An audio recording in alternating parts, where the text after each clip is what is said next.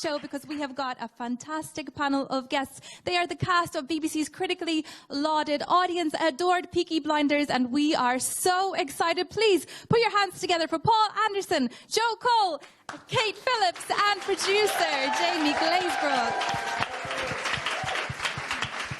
I am having a little bit of a fangirl moment right here. I think our audience are just as excited. Are we excited, guys? Fantastic, guys. You are very welcome to Build. It is so nice to have you here today.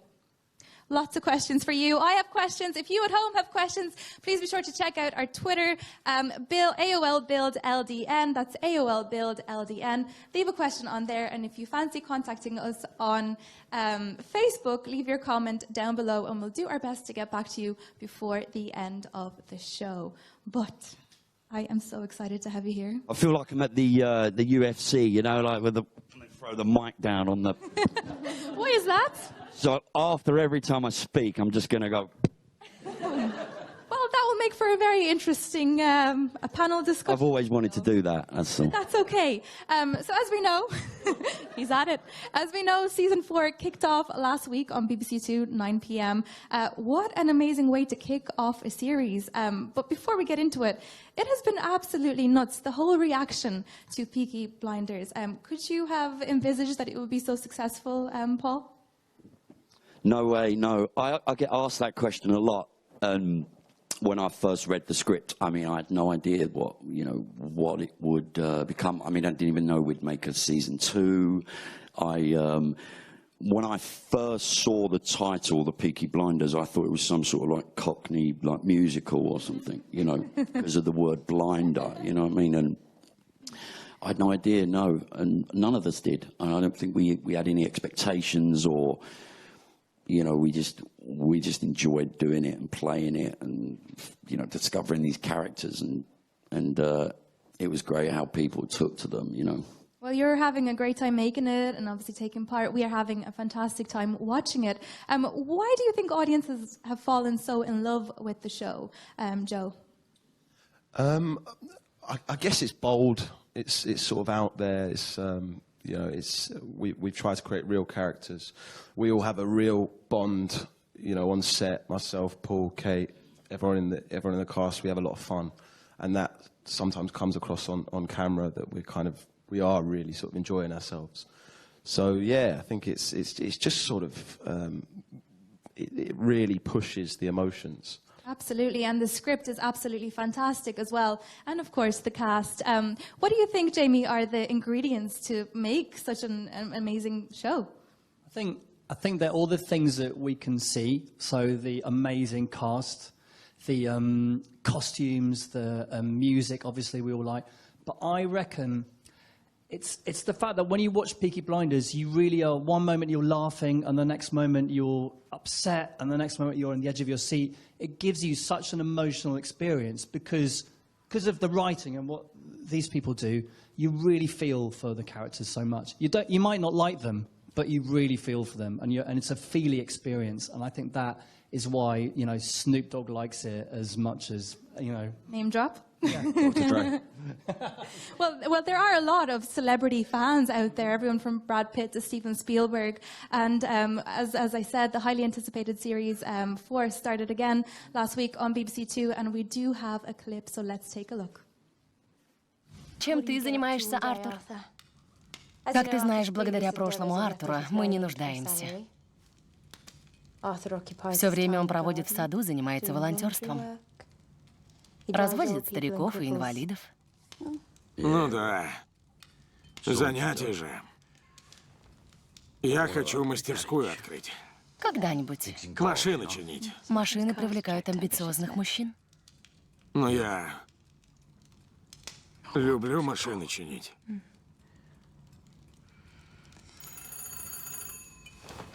Я возьму. Сидите.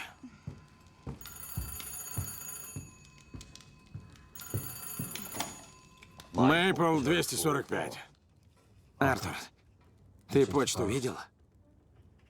Мне прислали черную руку. Письмо от черной руки прямо домой принесли. От Луки Чангрета. Господи, помоги нам, Бог. Так, погоди, а Лука это который? Старший сын старика. Его должны были упечь за убийство клерка при ограблении банка. И старик отослал его в Нью-Йорк. Ты же знаешь, что у итальяшек значит черная рука. Это мафия, Артур. Ёбаная сицилийская мафия. Проверь почту, Артур.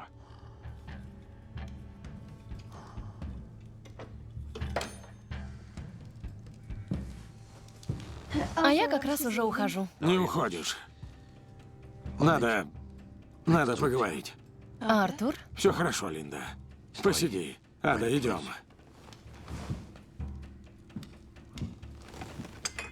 Линда, сиди здесь.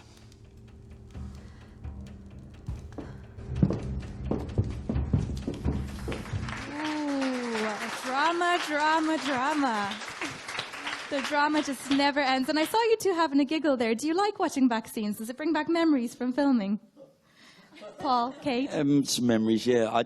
Every time we shot that bit of me answering the phone, I just kept saying different numbers, you know. What is it, Maple 425? I just kept going like, Maple 129441. Like, and it just to make Kate laugh. And Love it. Still makes her laugh, even though I got it right, you know, in the end. Kate, I have to ask, did you finally, or did Linda finally get to tame Arthur? Because he's talking about driving old people around, which is not very like Arthur before, is it? No, it doesn't seem very much like him. I think the thing about Linda is from the off, she's tried to reform him and, you know, take him away from this criminal life. And, you know, we all know that at the end of season 3 that she doesn't succeed, but it seems now that she's, you know, she's gone so far as to sort of save him and keep him safe, but things have to change. And you know, she's now, along with Arthur, going to have to work out how they wrestle with being, you know, she's a Shelby. She can't fight that now. She's tied to them by blood. And, yeah, I guess these kind of, like, lots of her convictions will be tested this season as to, you know, can she keep him safe and what, like, you know, what she'll have to do to kind of do that. How exciting, because I know when your character was introduced, maybe people were a little bit worried whether she would take away from Arthur and maybe lead him to a side that we aren't used to seeing him and perhaps make him a little bit less interesting. But if anything, I think she's made him even more interesting. Arthur? Yeah, I know. I mean, actually, it feels to me like the struggle that he's had to go through, you know, that's been highlighted via Linda trying to, you know, rescue him and keep him safe. And you know, this, you know, I totally understand why people might not warm to her initially, because she's taking him away from the family, and anyone who likes Peaky Blinders loves the Shelbys. So, but, you know, in her defense, she's doing everything she can to rescue her family. Yeah, by the way, like, Arthur would be completely, you know, lost without Linda, I think, and he would certainly, you know, be in a terrible situation. I think Linda, you know, like, I think a good girlfriend, wife, woman in a man's life, and equally, you know, good man in a woman, they ground each other, and you know, and there's something that Stephen Knight wrote that I loved. I always remember reading was, whatever Arthur does, he does it. Whatever Linda tells him to do, he does it with no, you know, animosity or resentment. You know, he just. If Linda says don't smoke near the baby, you know, he's cool. He'll put the cigar out, you know what I mean? If she says go and get the eggs, you know what I mean? He'll get the eggs. If she wants him to drive old people around, he might, you know, he'll look at that and think, do I want to drive old people? But, you know, Linda, it's like, why not? You know what I mean? Like, so I'm going off my head if I don't. I'm going to go mad if not. So it's kind of, you know, it grounds him a lot, you know. Absolutely. They kind of need each other, don't they? So season 4, the first episode, he slammed the mic, has kicked off with a bang. It was indeed very, very dramatic. For anyone who hasn't seen it, go have a look. It is absolutely amazing. How was that episode for you, Joe? Painful. Tell us more. I mean, it was sad to watch in a way because you know, you just hope it all works out, I guess. And it brought back a lot of. It actually made me brought back a lot of memories of working on the show for the last few years. Started it in 2012 and made some great friends, and it kind of just made me think of that whole sort of arc. And I guess it's about now whether I come through it or not, and sort of figuring that out without giving anything away. Yeah. Well, I can't wait to see episode 2. It airs tonight, and I'm dying to find out what happens and where the story goes next, because I've often heard you guys say it, but you just never know where Stephen's going to take the drama and where it's going to go in the next episode and indeed in the next season. And we did have a Twitter comment from Dory Harrison, who says, I cannot deal with last week's ending. Seriously, what's going to happen tonight? How can this show not win Best Drama with an opening episode like that? All cast are absolute tribute to the original Shelby family. It must make you feel good to hear audiences reacting in such a way. Jamie? It's been amazing, and watching just on Twitter the response to last episode was incredible. And I really love, in an age where TV comes quite easy, you can binge a whole series, the fact that everyone's had to wait 7 days to find out what happens is brilliant. And I really cannot wait for people to see this series, because it's very, very exciting. It does bring back the excitement of telly again, because it's easy to kind of go on to Netflix or wherever and just binge on an entire series, but there is something exciting about gathering around the telly in the living room and actually watching something as it goes out, and really not knowing what can happen and having to wait an entire week. Yeah, I was out this weekend, and I was out Friday and Saturday, and honestly, the amount of people coming up to me going, what happens to John? And then literally they'd turn around to someone else and go, did he tell you? He didn't tell you. He didn't tell me. And it's so true. You don't get that anymore. You really don't. Nobody's at the same stage of a TV show. Whereas with this, right now, everybody is at the same stage, which is quite exciting and quite... I've told everyone. I've told everyone. Say, are you You've got no friends, Paul, so it's all right. It's true. I've told my 2 friends. You know what I mean? Because they really wanted to know about, what happens to Joe. No, I don't hold back. If you ask me the question, I'll answer it. No problem. Well, yeah, the audience are saying, tell us, what happens? Fill us in. ... Fill in. Mic drop. ... Dang, he thought it out. But how do you stop yourself from telling people what happens next when you are so excited yourself about the series? I found a nice bucket in the corner of the pub with loads of cigarettes in it. I just put my head in it and went like that. No, you just got to keep your mouth shut when you don't get too drunk and leave early. But also, you also sort of know the joy of what it's like when you watch a show yourself, and when you've had spoilers, it's ruined for you, and the sort of special surprise and the sort of the intensity of the moment when you watch it is lost. And I've had the opportunity, unlike these guys, to actually be a fan of the show before I was on it. Oh. And so when I watch it, I still feel like, I feel a bit like, oh my God, I'm on Peaky Blinders. And when we had the screening, we were just sat there with our feet up with a box of popcorn. And it still feels like that. So, you sort of totally understand what that feeling is, even when you're in it. That is very sweet, and that feeling that you described just there is complete contrast to some of the tension that you are feeling when you are filming a certain scene. And we'll go back to that first episode of the new series, because it's the first one that we can actually properly talk about.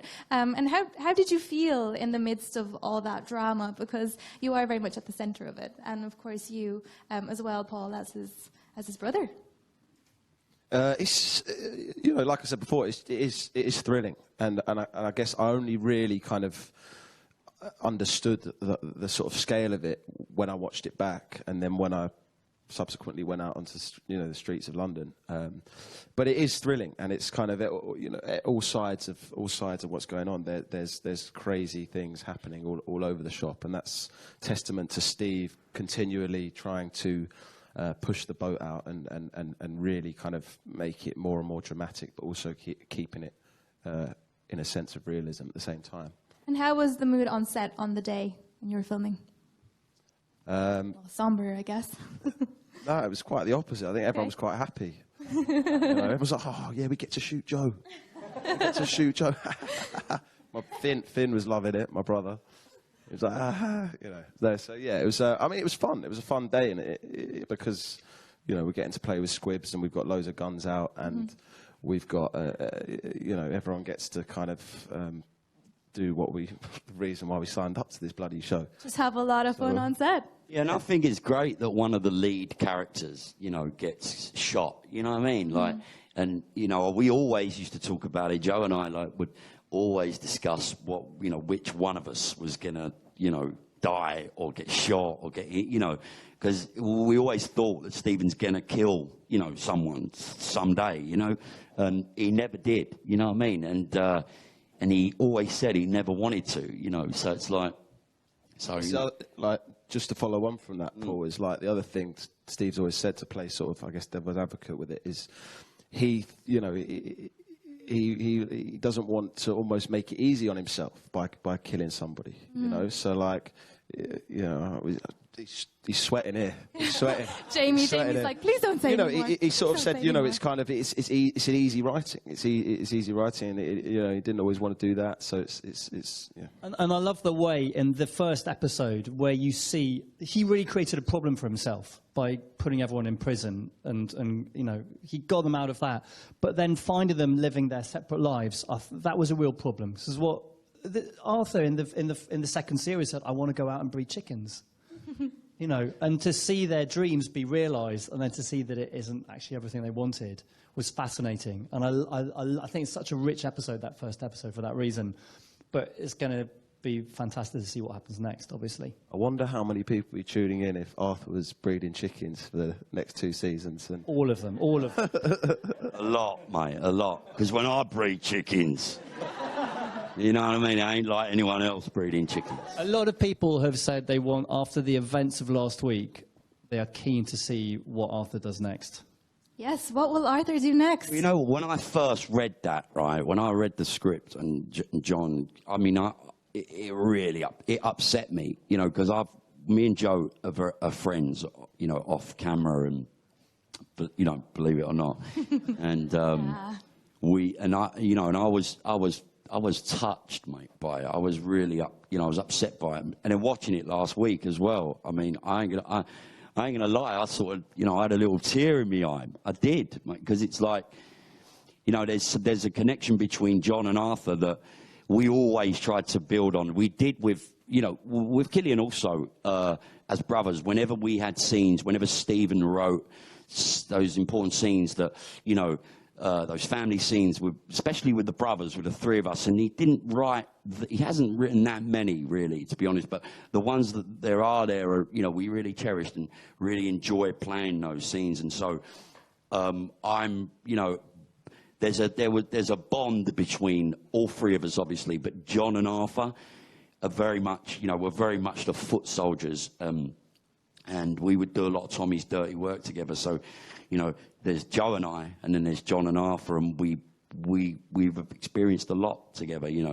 in the 5 years. And so when I read it in the script, I was very upset. You all softy, you. Yeah, I'm telling you. I read somewhere that when you are having a fight scene, you generally like to actually get a punch thrown or 2. Is that true? I mean, you know, you can't help anyway but get hit in a fight scene, and to make it look authentic and real, yeah, you're gonna have to sort of walk away with a bruise or a sore arm. You know, you're gonna hurt yourself, and sure, it looks much better if you. Absolutely, and some genuine bruises as well. I have to ask about this new season up ahead. Can you give us any sort of nugget of information about what might be happening and what we can expect, Jamie? I know that Adrian Brody's on board. Is Tom Hardy back? Is he back again? I think I can say, yeah, we are going to see Tom Hardy. Obviously, Adrian, tonight you'll see some Adrian Brody and also Aidan Gillen. Mm-hmm. And the amazing Jack Rowan as well. There's some brilliant, I don't know, I just don't want to give away anything, but it's pretty clear where we're going. They know, Tommy said we've all got to go back to Small Heath, and there's going to be, you're kind of going into almost what's like a kind of war genre. They're under attack, and they've got a big problem. And the question is not only how they're going to get out of it, but can they even stick together because they've fallen out so badly. It's so funny. You don't want to give away anything, and I want to know everything. So this is a funny old interview. What do you think is attracting such A-list stars to Peaky Blinders? Well, Stephen Knight's scripts are astonishing, and you read them, and every single line is beautiful. I can just see why any actor would want to get in with that, really. I think it's the scripts, but also the world is so inviting. And you know that when you step in, Stephen said very early on, I want it to be almost like this is a world that you're seeing from the point of view of a 10-year-old. So all the men and women are handsome and the horses are beautiful and the cars are shiny. And so to step into that world where it's kind of heightened, I mean, you tell me, but I imagine it looks fun from our point of view. Yes, it's so exciting and so fun to do. I remember the first couple of days that we came on set, and it's the sets are incredible, and they've got horses walking around, and they've got 100 extras, and it's, you know, there's not so much acting required when you've got a world like that. I mean, I don't know what you guys think, but you know, they really do sort of lay it out for you, and you see that in the show. I mean, there's that iconic scene of Cillian walking through the factory with flames, sort of trying to attack him. And, I mean, that's just, I mean, when you sort of step on set and you get to sort of see that happening for real, it's very fun.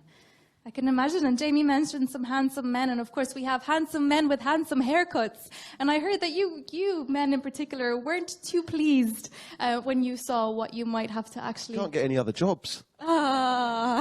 They look at you and go, oh, we can cast you as a pineapple or an onion. So, yeah. I just think it's so funny that the drama of set has revolved around men and their hair and them not wanting to shave it off. I heard that it took you a good week, Paul, to get your head around the fact that you had to go for that. Where'd you hear that? Maybe you said it somewhere? Yeah. I told her. Yeah, right. Yeah, no, listen, it's no secret. I mean, the haircut, it's a hard thing to wear, you know, like, especially Arthur's, it's so severe. And I think, like, I look at, like, Joe, and then I look at Cillian, and I think, oh, theirs ain't as bad as mine. You know, but then they probably look at me and think, oh, yours is all right. Like, well, I remember one day you were like, no, I like your hair, I hate my hair. And I'm like, no, mine's severe, mine's full on, and it's fine when you're in a three-piece suit and you're walking about with the 100 extras and all the horses. As Joe said, no, that's great. You know what I mean? When you're on set of Peaky Blinders and when I'm Arthur, it's fine. But you know, you take the gear off, and you know what I mean. You're walking about South London with that haircut, you know, and the council estate that I'm from.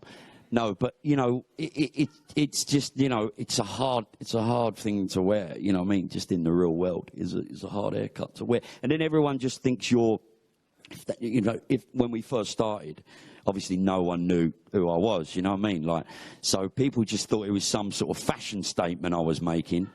And I actually went to a couple of parties. It was London Fashion Week when I first got that haircut. And I remember I went in this party, and it was the worst thing because I ate all that, right? And this like, you know, fashion sort of trendy geezer come up to me, and he was like, man, I dig your hair, man. Like, you know, he's your barber and all that. And I was like, it was the worst comment he could have made because, yeah, you know, it was seen as like a fashion statement when I just wanted to wear a beanie or like. I think you're rocking it. You know what though? It's actually genius of Loz, the designer, she essentially, so she did her research, but she kind of invented this haircut at the same time. She sort of was like, I want all the men to have this, and it's now become like iconic for the series, and everyone wants hair like you, Paul. Yeah, I remember just quickly, like, I've got to just tell you this story because this is God's honest truth. I was first season, right? We'd been filming first couple of weeks, me and Paul, and I get the train home, and I'm on the underground going back home. It's like half empty carriage, and there's these two guys obviously working the city in suits, two sort of 30-year-old blokes, and one of them's crying. He's obviously, don't know what's happened to him, but he's crying. There's other mates consoling him. It's absolutely true. And I'm sitting there, I've got my headphones in, but I've got no music playing. And I can see him talking, and they're like, he goes, come on, mate, it's all right, mate. He goes, all right, mate. He looks up at me, he sees me, he goes, mate, at least you ain't got that haircut. Genuine. And I just went... Burn. I wanted to go, excuse me, I'm doing a TV show for the BBC, but I thought, you know what, I'm just going to suffer it. Yeah, that's dead truth, man. Well, I don't know, Brooklyn Beckham, Liam Payne, they're all kind of rocking similar dues and the Baker Boy cap. Oh, no, listen, don't get me wrong, like, don't get us wrong. When we look back and we see it on screen, I mean, it looks great, you know what I mean? And it just works, it fits for the world and it looks great, but, you know, you try and sport that haircut. I don't think the likes of me and Kate could quite pull it off as you guys. I don't know. But you do get to wear your own kind of period costumes, and they're beautiful. But am I right to believe they're just as uncomfortable as the stereotypical corsetti dresses? They're not actually. They're actually sort of lovely. We get away with the fact that we don't have to wear any corsets. I've been on shows where I've had to wear corsets the whole time, but not for us in the 20s. Although the 1920s cut just sits on just below your waistline, which is not a flattering cut for me, unfortunately. But actually, what's kind of exciting, I think, in terms of the ladies' fashion, is that during the 20s, for women anyway, fashion was like really essential part for sort of expressing your identity and who you were, because you didn't really have much of a platform to sort of speak out, and the clothes were really helpful for that. So what's great about this season as well, that I think sort of Linda's journey is also mapped by the clothes she wears as well. Mm-hmm. And she looks beautiful in all of them, I think. So we've spoken about the fashion, obviously the scripting. I want to talk about the music, Jamie, because that plays a huge role in this series, and I think that's another reason why fans love it so much. How much thought goes into the soundtrack and choosing, so much thought. choosing who will be on it? So it's so much thought, and what's been really fun is every series, it's been a very different approach to the music. So it was led by the director of the first episodes, Otto Bathurst, said, I want to put in Nick Cave, Red Right Hand, and then the Jack White. And sort of from that, everything is blossomed. So the first was very Nick Cave, Jack White. And the second series, we had a kind of worked in partnership with PJ Harvey. So there was, and that felt very different. And then the third series, we felt, really when we choose it, it's what's going on in their characters' heads. That's what it's all about. So it's not what will they look cool walking to. It's really what's in their head. So Radiohead felt so right for last time. And then this series, it's very, very action, visceral, and we've got some amazing tracks. We've got a cover of Red Right Hand by Iggy Pop and Jarvis Cocker.